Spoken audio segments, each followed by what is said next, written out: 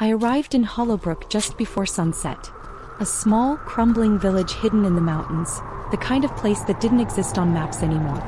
The sky was bruised with the colors of dusk, and a heavy fog clung to the air, curling around the thatched rooftops like cold, skeletal fingers. Something about the village felt wrong. The few villagers I passed stared without speaking, their hollow eyes following me like shadows. When I finally reached the only inn, the old woman behind the counter barely looked at me. "Room," she muttered, voice like dried leaves. I nodded, tossing a few coins on the counter. She swept them up without touching them. That's when I noticed her hands, wrapped in old, stained bandages. "The well is dry," she added suddenly.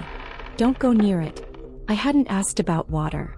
I hadn't even mentioned the well. But something in the way she said it, flat, rehearsed, like a warning she had given 100 times before, made my skin prickle. That night, thirst woke me.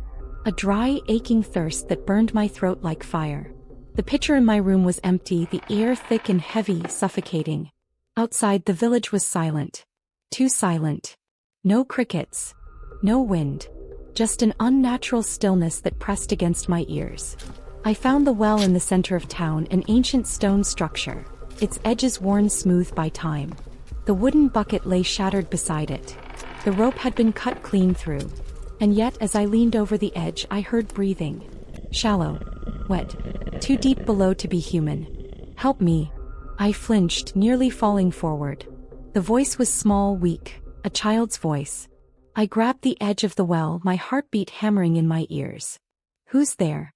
I whispered back. Silence. Then, in the blackness of the well, something moved. A slow, rippling shift. Not water. Something else. A smell rose from the depths, rotten, putrid, like meat left in the sun too long. And then the voice came again. "Please, it's so cold down here." The whisper brushed against my ears, impossibly close. Behind me. I spun, but the square was empty. My skin crawled. The cold seeped into my bones. And then from the well the voice changed. No longer weak. No longer afraid. But layered. Wrong. "I know you, traveler." My blood turned to ice. It was my voice. I stumbled back. A wet, slithering sound rose from the depths. Then fingers. Not one. Not two. Too many. They curled over the stone edge, long, bloated, writhing. The skin was pale and swollen, as if it had been soaking in water for centuries. And they were hungry. I ran.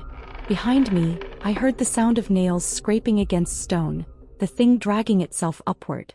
A wet, gurgling whisper followed me. "We are so empty, feed us." I reached the inn, slamming the door shut behind me. The old woman was awake, sitting in a rocking chair by the fire, her eyes fixed on the flames. "Did you speak to it?" she asked. I was shaking, gasping for breath. What is in that well?" She turned her gaze toward me, eyes dark as the void in the well. "Not what," she said, voice like dry paper. "Who?" She pulled back the bandages on her hands. Her fingers were missing. The skin was smooth where they should have been, as if they had been swallowed away. "It takes from those who listen." I felt cold all over. It had my voice now. And it would never stop calling me back. I tried to leave Hollowbrook at dawn. I tried.